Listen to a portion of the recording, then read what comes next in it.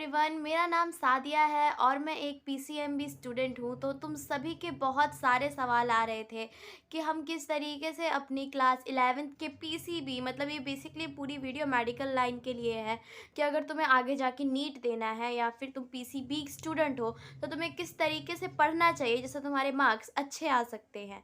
As a 12th grader मैं तुम्हें बता सकती हूँ, मेरे तुम्हें रिजल्ट वीडियो देख सकते हो तभी तुम ट्रस्ट करना, वरना कोई इशू नहीं है। फिजिक्स में मेरे आए थे अपनी क्लास 11th में 86 मार्क्स एंड केमिस्ट्री में आए थे 83 मार्क्स एंड बायोलॉजी में आए थे 97 मार्क्स।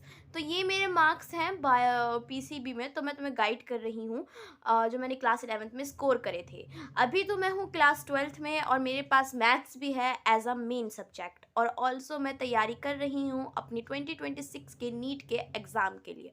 जिसको नहीं पता है वो उसको मैं बता देती हूँ कि मेरे चैनल पे तुम्हें देखने को मिलती है study vlog of a PCMB student plus NEET aspirant of 2026। ठीक है, मैं शॉर्ट वीडियोस डालती रहती हूँ जिससे तुम्हें मेरे बारे में पता चल सकता है कि मैं किस तरीके से अपनी पढ़ाई कंटिन्यू कर रही हूँ।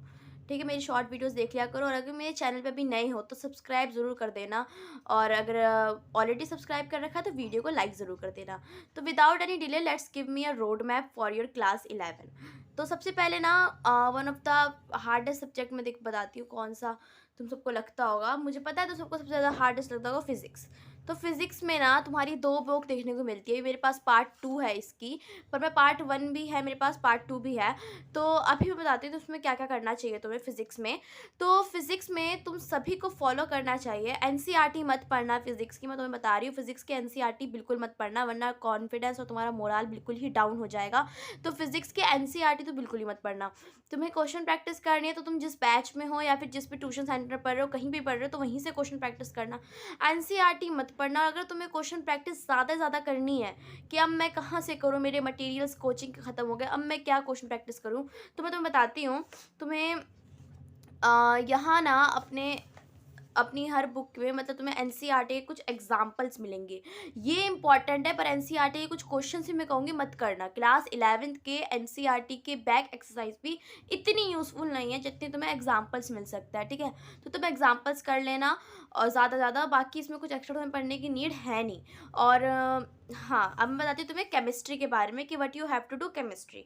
तो फिजिक्स का तो तुम्हारा मामला मैंने बता दिया कि तुम्हें अगर क्वेश्चन सॉल्व करना है तो you can solve with NCERT के एग्जाम्पल कर सकते हो और अपने कोचिंग के मटेरियल सॉल्व कर सकते हो। ठीक है, कंसेप्ट को ज़्यादा समझना क्योंकि इसके कंसेप्ट यूज़ होने वाला है तुम्हारे क्लास 12th में।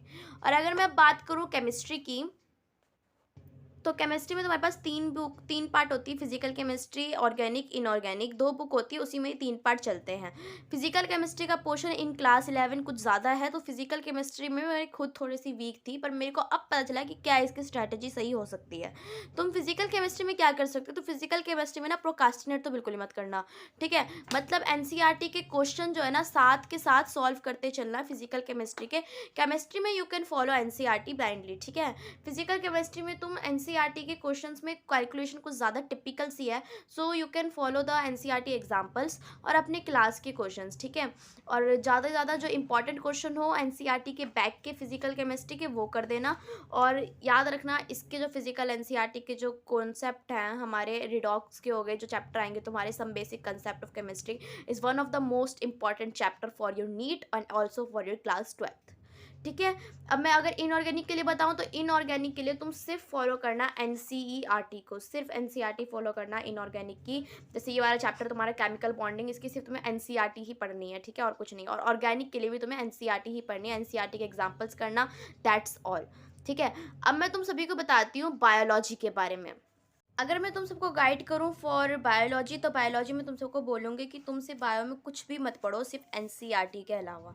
तो मैं इस बार के नीट के पेपर से भी रियलाइजेशन हो गया होगा कि भाई साहब एनसीईआरटी की हर लाइन इंपॉर्टेंट है, हर लाइन। ठीक है, फॉर योर क्लास 11th के एग्ज़ाम ऑल्सो तुम्हारी सिर्फ एनसीईआरटी से ही आने वाला है। कोई भी एग्जामिनर तुम्हें स्कूल के एग्ज़ाम में या फिर बोर्ड का एग्ज़ाम क्यों ना हो तुम्हारे क्लास 11th में, तुम्हें एनसीईआरटी से बाहर तो बिल्कुल भी नहीं देने वाला। ठीक है, तो इसकी तो फिक्र मत लेना कि अगर मैं एनसीईआरटी से पढ़ूंगा या पढ़ूंगी तो ये हो भी पाएगा कि नहीं हो पाएगा। बिलीव मी कि मैंने सिर्फ एनसीईआरटी ही पढ़ा है और मेरे टोटल मार्क्स 97 या 96 अभी अराउंड मुझे याद नहीं है, बट 90s के 95 से ऊपर आ रखे हैं मेरे बायोलॉजी में। और बायोलॉजी में अभी जैसे तुम्हें पता ही चल गया होगा कि तुम्हारी ये वाली यूनिट भी बहुत इंपॉर्टेंट होती है कि अगर तुम नीट के बच्चे हो तो प्लीज़ ये भी पढ़ लेना, ठीक है। मैं भी इसको पढ़ना स्टार्ट करने वाली हूँ। और अगर तुम क्लास 12th में हो तुम्हारे, तो तुम फॉलो कर सकते हो मेरे स्टडी व्लॉग्स को। और ये थी क्लास 11th की road map for PCB students, जिसमें तुम नीट्स का कर सकते हो, सब कुछ देखो। और बाकी जो नोट्स है वो मैं शेयर करती रहती हूँ अपने व्हाट्सअप चैनल पर, तुम जाके मेरे चैनल के बायो पे उसको चेक कर सकते हो। So that's all for today, that's all about my strategy for my PCB subject. Hope you like it. Bye bye.